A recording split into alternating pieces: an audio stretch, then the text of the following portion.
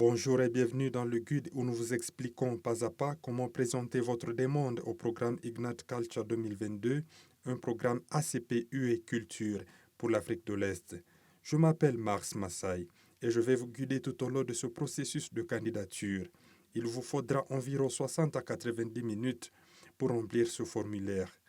Avant de remplir ces formulaires, veuillez consacrer un certain temps à la préparation de votre demande. Cela inclut la conceptualisation, la collecte de documents, etc. Dans cette vidéo, je vais vous expliquer et vous guider à travers les 6 étapes principales de notre candidature, à savoir le vérificateur d'éligibilité, la section d'accueil, la saisie de vos coordonnées, les informations sur votre organisation, l'énumération de vos besoins et le téléchargement de vos pièces justificatives. Lorsque vous cliquez sur le lien fourni sur le site du British Council ou de HEVA, vous accédez à cette page qui se trouve sur Submittable. Si vous n'avez pas de compte, vous avez la possibilité de créer un compte Submittable en cliquant sur ce bouton. Et si vous avez déjà un compte, vous sélectionnez ici « J'ai un compte » pour se connecter. Les informations que nous vous avons fournies sur cette page vous renseignent sur les différentes sections avec lesquelles vous devez interagir au fur et à mesure que vous remplissez le formulaire et vous indique également quelles sont certaines des exigences en matière de documents que nous demandons à votre organisation afin que vous puissiez remplir avec succès votre formulaire de candidature. Pour votre information, parmi les documents que vous devez télécharger pour votre candidature, nous avons un profil d'entreprise et un budget de projet. Les modèles de ces deux documents ont été fournis sur la page d'accueil et vous pouvez y accéder en cliquant sur ce lien. Le lien fourni vous mènera à ce dossier qui contient ces deux modèles, à savoir le modèle de profil d'entreprise Ignite Culture 2022 et le modèle de budget du projet Ignite Culture 2022. Veuillez respecter strictement l'utilisation de ces documents et l'utilisation de tout autre document pour présenter le budget de votre projet ou votre profil d'entreprise. Autrement, il sera considéré comme non admissible et votre demande sera disqualifiée. Outre le profil d'entreprise et le budget du projet, vous devez également télécharger des états financiers vérifiés pour tout exercice comptable complet ou semestriel entre le 1er janvier 2017 et le 31 décembre 2018. Ceux-ci seront générés par votre entreprise ou votre organisation et nous vous conseillons de contacter votre comptable d'entreprise ou un expert comptable pour générer ces documents. Une fois que vous avez tous les modèles de téléchargement nécessaires, vous êtes maintenant en bonne position pour commencer votre candidature, mais avant de le faire, nous vous conseillons de lire les lignes directrices du fonds en cliquant sur ce lien. Cela vous permettra de voir qui est éligible, si vous êtes éligible et quels secteurs sont également admissibles au financement. Avant de poursuivre votre processus de candidature, veuillez exploiter suffisamment et vous engager à respecter les lignes directrices du fonds fourni via ce lien. Alors, à ce niveau, soit vous choisissez de créer votre compte, soit vous sélectionnez « J'ai un compte et je vais me connecter ». Dans le cadre de cette démonstration, j'ai un compte. Donc, c'est ici que je vais cliquer. Une fois que vous arrivez à cette page, vous renseignez bien évidemment votre adresse email ainsi que votre mot de passe et cliquez sur ce bouton « Se connecter » et il vous donnera accès à la même page, mais avec en plus le vérificateur d'éligibilité que nous allons voir tout de suite. Maintenant, procédons au vérificateur d'éligibilité de notre formulaire de candidature. Après avoir lu l'introduction sur la page du fond, vous verrez la section intitulée « Collecte et stockage des informations ». Assurez-vous de bien lire cette section. Une fois que vous l'aurez lu, vous comprendrez ce que nous ferons de vos données et comment nous utiliserons vos données après que vous aurez présenté votre candidature. Si vous êtes d'accord avec les conditions stipulées, cochez les deux cases. J'accepte ces conditions en tant que candidat et cochez la deuxième case. J'accepte la collecte de mes données personnelles identifiables. Alors, nous serons en mesure d'accéder au vérificateur d'éligibilité. Le vérificateur d'éligibilité est une section dont les réponses aux questions sont oui ou non, conçue pour vérifier si votre organisation est admissible au financement Ignite Culture. Si vous choisissez non comme réponse à l'une des questions de cette section, cela signifie que votre organisation n'est pas éligible au financement et que votre candidature ne sera pas qualifiée à toute évaluation postérieure, même lorsqu'elle sera complète. Voici certaines des questions qui sont posées dans le vérificateur d'éligibilité et je vais y répondre au fur et à mesure que nous les examinons. Votre organisation a-t-elle été enregistrée au plus tard le 31 décembre 2017? Toute organisation enregistrée après le 31 décembre 2017 n'est malheureusement pas éligible au financement pour ce cycle Ignite Culture de l'année en cours. Alors, dans le cadre de cette démonstration, je vais cliquer sur oui. Votre organisation est-elle enregistrée dans l'un de ces pays? Les pays énumérés ci-dessous sont le Burundi, les Comores, Djibouti, l'Érythrée, le Kenya, Madagascar, Maurice, l'Ouganda, le Rwanda, les Seychelles, la Somalie, le Soudan et la Tanzanie. Pour une ventilation plus complète des pays admissibles, veuillez cliquer sur ce lien qui vous mènera aux lignes directrices du fonds décrivant les pays admissibles au financement ainsi que les programmes et types d'organisations soutenus par Ignite Culture.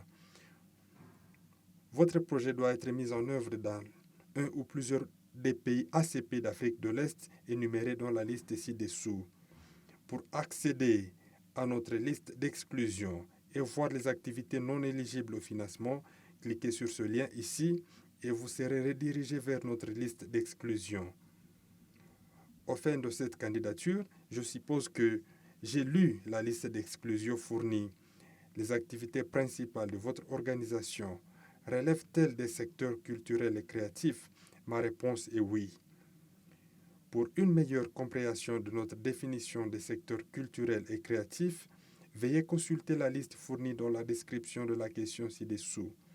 Si ce n'est pas le cas, encore une fois, nous vous demandons de vous référer aux lignes directrices du fonds fourni via ce lien afin que vous puissiez vous familiariser avec les secteurs qui sont éligibles au financement dans le cadre de ce mécanisme de subvention. Votre organisation a-t-elle géré un projet représentant au moins 50% du montant du financement que vous souhaitez demander? Au fin de cette démonstration, la réponse est oui. Avez-vous des états financiers vérifiés pour toute période semestrielle ou annuelle entre le 1er janvier 2017 et le 31 décembre 2018? Oui. Enfin, avez-vous visionné notre vidéo apportant des explications concernant la présentation de la demande et utiliser les autres supports fournis à ces fins? Oui. Encore une fois, il faut noter que si vous avez répondu non à l'une des questions du vérificateur d'éligibilité, cela signifie que votre organisation n'est pas admissible au financement. Et malheureusement, même si vous continuez le processus de demande, vous ne serez pas éligible au financement une fois votre demande soumise. Nous allons maintenant passer à la première section du formulaire de candidature. Une fois que vous aurez complété le vérificateur d'éligibilité, vous aurez accès à la première section du formulaire et dans cette section, les principales choses que vous et votre organisation devez indiquer sont le pays où vous avez été enregistré, dire depuis combien de temps votre organisation est en activité, donner le nom de votre entreprise, votre secteur d'activité principal et comment vous avez eu connaissance de ce programme. Je vais présenter une candidature factice en utilisant une organisation fictive appelée Mass Productions. Donc la première question me permet de sélectionner le pays où mon entreprise est enregistrée, qui est le Kenya. Et quant à la mise en œuvre du projet, mon projet sera mis en œuvre au Kenya, à Madagascar, à Maurice et aux Seychelles. À la question de savoir depuis combien d'années mon organisation est-elle en activité, en fait de cette démonstration, je mettrai 10 ans. Et à la question de savoir sous quel nom mon organisation a-t-elle été enregistrée, je suis une entreprise immatriculée privée et mon organisation a été enregistrée avant 2017. Ai-je des états financiers vérifiés pour toute période entre le 1er janvier 2017 et le 31 décembre 2018? La réponse est oui. Mon secteur d'activité principal est celui des médias audiovisuels et interactifs. Nous aimerions également savoir si votre organisation est engagée dans d'autres secteurs de la pratique culturelle et créative. Je crois que mon organisation est également impliquée dans l'infrastructure culturelle. Et enfin, nous avons la question de savoir comment avez-vous eu connaissance du programme ACP UE Culture pour l'Afrique de l'Est. Je dis via Facebook ainsi que sur le site web de HEVA et le site du British Council. Si vous avez connaissance du programme via une autre source, il est important que vous cochiez autre et nous vous avons prévu un champ pour vous permettre d'indiquer les autres domaines ou sources de formation sur Ignite Culture. Dans ce cadre, je dirais mon ancien professeur d'université. Alors, si dans cette section, vous avez répondu aux questions sur où vous avez été enregistré, depuis combien de temps vous êtes en activité, sous quel nom votre entreprise est-elle enregistrée, quel est votre principal secteur d'activité et comment vous avez eu connaissance du programme, alors vous avez rempli avec succès la première section et nous pouvons passer à la section suivante du formulaire de candidature qui renseigne vos coordonnées. La section coordonnées vise à saisir les coordonnées de votre organisation. Je vais vous demander quel est le nom de votre organisation, quelle est votre adresse physique, qui est la principale personne à contacter de votre organisation. Nous vous demanderons également de fournir un numéro de téléphone pour votre organisation ainsi qu'une adresse email où nous pourrons vous joindre. Nous vous demanderons également si vous disposez d'un site web et si vous cliquez sur oui, nous vous demanderons de le renseigner ici. Nous vous demanderons également si votre organisation est présente sur les réseaux sociaux et si vous cliquez sur oui, nous vous autoriserons à saisir les liens pertinents vers vos pages des médias sociaux. Il est important d'inclure les liens vers vos comptes des médias sociaux si vous avez une présence sur les réseaux sociaux, car cela nous aide dans le processus d'évaluation à mieux comprendre votre organisation, son projet et les bénéficiaires également. Nous vous demandons également de fournir tout autre lien vers des profils des médias sociaux que nous n'avons peut-être pas répertorié dans cette liste ci-dessus, notamment Facebook, Twitter, Instagram, qui vous convient. Une fois que vous l'aurez fait, vous recevrez des tableaux qui permettront de recueillir les informations, les mêmes informations que celles que vous avez téléchargées ci-dessus, mais maintenant pour vos organisations partenaires. Il est important que vous ne répétiez pas les informations de votre entreprise dans ce tableau et n'utilisez ce tableau que si vous avez d'autres organisations candidates avec lesquelles vous travaillez. Donc, par exemple, si vous collaborez avec, disons, 3 entreprises ou 3 organisations, alors vous utiliserez chaque ligne par organisation. Pour la première organisation, vous indiquez dans la ligne le nom de l'organisation, la personne contacte pour ce projet, le numéro de téléphone ainsi que leur page des médias sociaux. Ils seront renseignés dans ces cases prévues. Vous ferez de même pour la deuxième organisation et pour la troisième. Dans cette section, si vous avez renseigné les coordonnées de votre organisation, vos pages de médias sociaux, ainsi que les coordonnées et les pages de médias sociaux de vos organisations partenaires, au cas où vous postulez en tant que groupe d'organisation, alors vous avez complété avec succès cette section et êtes prêt à passer à la section suivante. La section suivante s'intitule « Informations sur votre organisation » et ici, notre but est d'avoir une meilleure idée de vos ressources humaines et de votre capacité organisationnelle. Certaines des questions que nous vous posons dans cette section sont combien d'employés à temps plein avez-vous? Combien d'employés à temps plein sont des femmes? Combien de vos employés à temps plein appartiennent à des groupes marginalisés? Nous avons fait une description d'un employé à temps plein et de ce que nous considérons comme un emploi à temps plein, ainsi qu'une description de ce que sont les personnes marginalisées et de ce que nous considérons comme personnes marginalisées. Assurez-vous de bien exploiter ces descriptions avant de compléter les réponses à ces 2 questions. De plus, nous avons posé 7 questions qui vous permettent de choisir les différents groupes marginalisés représentés dans votre organisation. Si vous cliquez sur « Autre », il y aura une case à cocher ou une zone de texte qui vous sera fournie pour expliquer quels autres groupes marginalisés sont représentés dans votre organisation. Ensuite, nous vous demandons si votre organisation a des employés à temps partiel et nous avons fourni une description de ce qu'est un emploi à temps partiel. Encore une fois, assurez-vous de lire cette description avant de remplir les options fournies.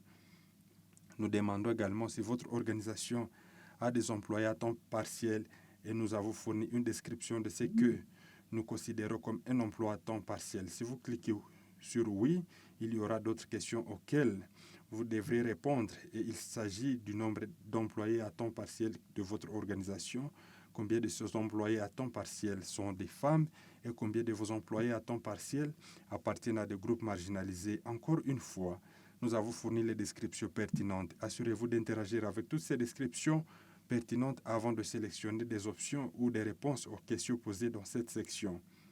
Nous vous demandons également si votre organisation travaille avec des bénévoles. Si vous cliquez sur oui, nous avons également des questions supplémentaires où nous vous permettons d'expliquer la nature de votre engagement avec ces bénévoles. Nous vous demandons donc avec combien de bénévoles vous travaillez et nous vous demandons également si vos bénévoles sont rémunérés, non rémunérés ou les deux. Dans cette section, nous vous demandons également de décrire brièvement votre organisation et ses activités principales en cours. Nous avons une limite de 250 mots et la description ou l'instruction ici est de nous dire qui vous êtes et ce que vous faites. Veuillez vous assurer que vous respectez strictement le nombre de mots. Donnez autant d'informations que possible pour nous aider, nous et l'équipe du programme, à mieux comprendre votre organisation. Assurez-vous surtout de démontrer comment votre organisation s'engage dans l'industrie culturelle et créative que vous aviez sélectionnée plus tôt dans le formulaire. Nous vous demandons également de décrire votre orientation géographique ainsi que vos communautés cibles. Encore une fois, nous avons une limite de 250 mots et l'instruction ici consiste à savoir qui vous avez servi dans le passé récent et où. Donnez une liste de pays et surtout assurez-vous de respecter scrupuleusement l'instruction donnée et autant que possible, restez dans la limite maximale de 250 mots. Autrement, assurez-vous de présenter clairement une réponse qui saisisse avec précision ce qui est demandé dans l'instruction donnée.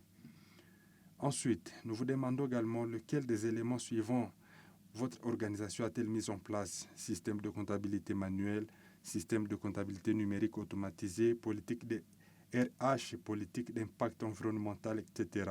Encore une fois, cette question n'est pas disqualifiante. La présence ou l'absence de ces documents ne fera pas partie de l'évaluation initiale, mais nous aidera à développer nos programmes de soutien. Donc, nous voulons juste mieux comprendre les pratiques que votre organisation a mises en place au jour le jour et celles avec lesquelles vous pourrez être aux prises, c'est-à-dire celles que vous sélectionnez qui peuvent être améliorées par une formation supplémentaire sur les compétences dans notre programme. Nous pouvons également fournir de l'aide à la formation des pratiques qui ne sont pas encore en vigueur dans votre organisation. Et enfin, la dernière question de cette section. Si vous postulez en tant que groupe d'organisation, vous devez remplir les informations ci-dessus pour toutes les organisations partenaires. Donc, si vous cliquez sur cette option « Oui, permettez-moi de remplir cette demande des formations pour les partenaires », vous recevrez plusieurs tableaux et plusieurs questions dans le but d'obtenir les mêmes informations que celles que vous avez fournies pour votre entreprise dans cette section, mais à ce niveau, c'est pour vos organisations partenaires. Ainsi, nous utiliserons une approche similaire à la dernière section. Vous aurez à renseigner le nom de votre organisation partenaire ici et vous répondez selon cette règle en conséquence. Le nom de votre organisation partenaire, le nombre d'employés à temps plein, le nombre d'employés à temps plein qui soient des femmes, ainsi de suite, jusqu'à ce que vous arriviez à la fin de la ligne qui demande également à propos de vos bénévoles s'ils sont payés, non payés ou les deux. Dans le cas de cette question ici, si l'une de vos organisations partenaires a payé des bénévoles, alors vous écrirez « payer ». Disons que vous allez à la deuxième ligne et vous remplissez les informations pour votre deuxième organisation partenaire. Et si elle travaille avec les bénévoles, mais ces bénévoles ne sont pas rémunérés, vous renseignez la réponse appropriée. À ce stade, il est important pour moi de mentionner que ce formulaire donne la possibilité de travailler avec des collaborateurs. Donc, si vous avez présenté une demande pour ce cycle de financement en tant que groupe d'organisation, vous pouvez donner accès à ce formulaire à vos organisations partenaires afin que, par elles-mêmes, elles renseignent ces informations avec précision. Deuxièmement, nous vous demandons de remplir ce tableau d'informations organisationnelles pour toutes les organisations partenaires de votre consortium.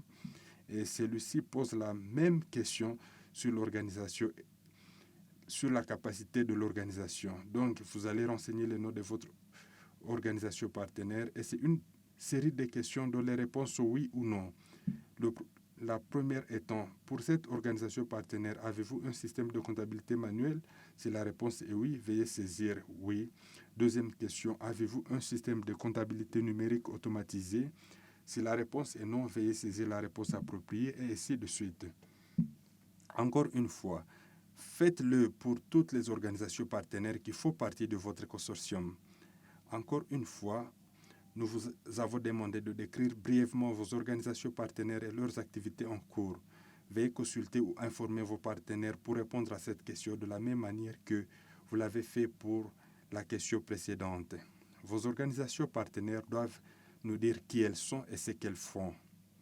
Nous demandons également à votre organisation partenaire de décrire brièvement son orientation géographique et ses communautés cibles. Par exemple, veuillez informer vos partenaires qu'ils doivent démontrer clairement qui elles servent, où elles servent et comment elles les servent en réponse à cette question. La limite à ces deux questions est de 1000 caractères. Nous avons donné ce nombre de caractères pour vous permettre de répondre suffisamment pour le compte de toutes les organisations partenaires que vous avez dans votre consortium. Donc, par exemple, si vous avez 4 organisations partenaires avec lesquelles vous travaillez, alors ici, vous répondez à cette question, organisation partenaire. Par exemple, vous tapez le nom de votre première organisation partenaire, puis un point virgule et une réponse à cette question. Ensuite, après avoir tapé le nom de votre organisation partenaire, point virgule ou 2 points, puis une réponse complète à la question, et troisième, et ainsi de suite, jusqu'à épuiser la liste de toutes vos organisations partenaires. Dans cette section, si vous avez clairement démontré votre capacité RH et organisationnelle, c'est-à-dire si vous avez clairement démontré et répondu aux questions qui vous demandent de décrire votre capacité d'emploi en tant qu'organisation et vous demande également d'énumérer toutes les lacunes dans votre organisation. Et si vous avez fait de même pour vos organisations partenaires dans le cas où vous postulez en tant que groupe d'organisation, alors vous avez terminé la section et vous êtes en mesure de passer à la section suivante, qui est la section de demande de financement. Dans la section demande de financement, nous cherchons à recueillir plus d'informations sur vos besoins, c'est-à-dire la demande de financement et les informations sur le projet. Ici, nous allons vous demander quel est le montant de financement que vous demandez et vous pouvez renseigner, ou plutôt, vous pouvez saisir ce montant et assurez-vous de renseigner le montant en euros. Donc, l'instruction pour cette section est de renseigner le montant total que vous demandez en euros. Si vous travaillez dans votre devise locale, nous avons fourni un lien ici qui vous permet de convertir vos totaux en euros. Enfin, nous indiquons également dans cette description quels sont les différents paliers de financement prévus pour ce fonds de subvention. Le premier niveau vous permet de demander un montant fixe allant jusqu'à 30 000 euros. Le niveau 2 vous permet de demander tout montant compris entre 30 001 euros et 90 000 euros. Le niveau 3 permet de demander tout montant compris entre 90 001 euros et 180 000 euros. Si vous souhaitez en savoir plus sur les 3 paliers, qui est éligible et qu'est-ce qui est pris en compte pour chaque palier, cliquez sur ce lien et vous serez redirigé vers une page avec plus d'informations sur les niveaux énumérés ci-dessus. Nous vous demandons également quels sont vos revenus cumulés au cours des 3 dernières années. Encore une fois, nous vous demandons de saisir le chiffre en euros. Cette question est spécifique à l'organisation candidate principale. Donc, si vous postulez en tant que consortium, ne saisissez pas les revenus cumulés de tous les partenaires du consortium. Renseignez uniquement les revenus cumulés de l'organisation candidate principale. Il faut noter ici que les instructions sont décrites ci-dessous. Veuillez remplir votre réponse en euros et si vous travaillez dans votre monnaie locale, nous avons fourni un lien ici qui vous permet de convertir votre monnaie locale en euros. Nous vous demandons également quelles ont été vos dépenses dans les industries culturelles et créatives au cours des 3 dernières années. Encore une fois, renseignez votre chiffre en euros. Cette réponse ne concerne que l'organisation candidate principale. Si vous postulez en tant que consortium, ne renseignez pas le total des dépenses du consortium. Répondez uniquement par rapport à votre organisation candidate principale. Nous vous demandons également si vous et vos partenaires du projet apporterez une contribution financière au projet, au budget du projet. Si vous cliquez sur oui, il y a une question de suivi qui demande quel pourcentage du budget du projet vous et vos partenaires allez supporter dans le budget.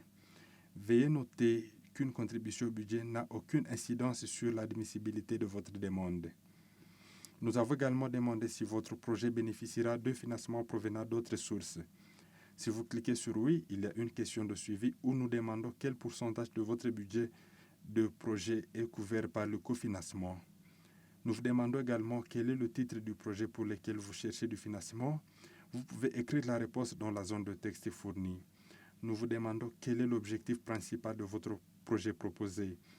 Pour plus d'informations sur les 4 domaines d'intérêt du projet, nous avons fourni un lien auquel vous pouvez accéder ici et il donnera une ventilation plus approfondie et complète des 4 principaux domaines d'intérêt définis comme options pour cette réponse.